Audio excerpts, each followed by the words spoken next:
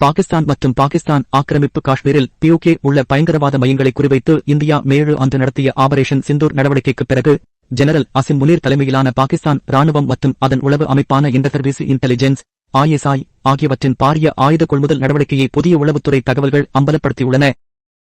உளவுத்துறை வட்டாரங்களிலிருந்து ஆழ்த்த கணக்கிய தகவலின்படி பாகிஸ்தான் தனது தாக்குதல் மற்றும் கண்காணிப்பு திறன்களை வலுப்படுத்த ஒரு தீவிரமான முயற்சியாக சீனாவில் தயாரிக்கப்பட்ட மேம்பட்ட ட்ரோன்கள், கண்காணிப்பு அமைப்புகள் மற்றும் ராக்கெட் லாஞ்சர்களை வாங்குகிறது.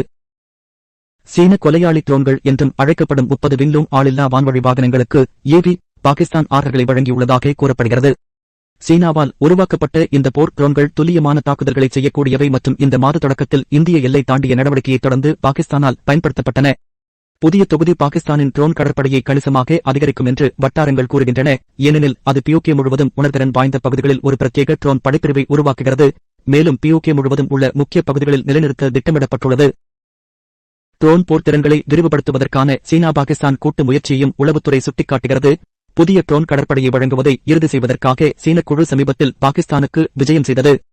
அதே நேரத்தில் கூடுதல் தாக்குதல் ட்ரோன்களைப் பெறுவதற்காக ஒரு துருக்கிய நிறுவனத்துடன் 2021 பாதுகாப்பு ஒப்பந்தத்தை புதுப்பிக்க பாகிஸ்தான் செயல்பட்டு வருகிறது. பாகிஸ்தானின் இராணுவத் தலைவருக்கும் துருக்கிய தரைப்படை தளபதிக்கும் இடையிலான உயர்மட்ட சந்திப்பு ஜூலை 2025 இல் பரிசீலிக்கப்படுகிறது.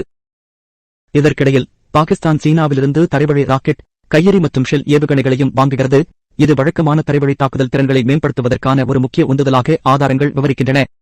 சமீபத்திய இந்திய நடவடிக்கைகளின் வெளிச்சத்தில் இந்த அமைப்புகள் மேலும் தாக்குதல் இராணுவ நிலைப்பாட்டை நோக்கி நகர்வதை குறிக்கின்றன. கண்காணிப்பு முன்னணியில் பாகிஸ்தான் கட்டுப்பாட்டுக்கோடு மற்றும் சர்வதேச எல்லையில் அதன் உளவுத்துறை உள்கட்டமைப்பை வலுப்படுத்தி வருகிறது. பாகிஸ்தான் காஷ்மீரின் ஜியாரத்தா மற்றும் சிலியாரி காலி முழுவதும் சீன கண்காணிப்பு அமைப்புகள் நிறுத்தப்பட்டு வருகின்றன, மேலும் இந்தியா பாகிஸ்தான் சர்வதேச எல்லையில் ஜெய்சால்மர் மற்றும் பிகானர் பிரிவுகளுக்கு அருகில் கூடுதல் நிறுவல்கள் திட்டமிடப்பட்டுள்ளன.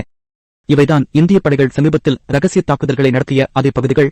பஹாவல்பூரில் உள்ள ஜெய்ஷ் முகமது தலைமையகம் மீதான தாக்குதல் உட்பட இந்த நடவடிக்கைக்குப் பிறகு பாகிஸ்தானுக்கு தெரியாமல் இருந்தது.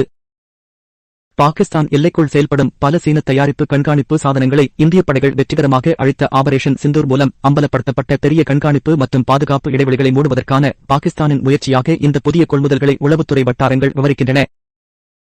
India Today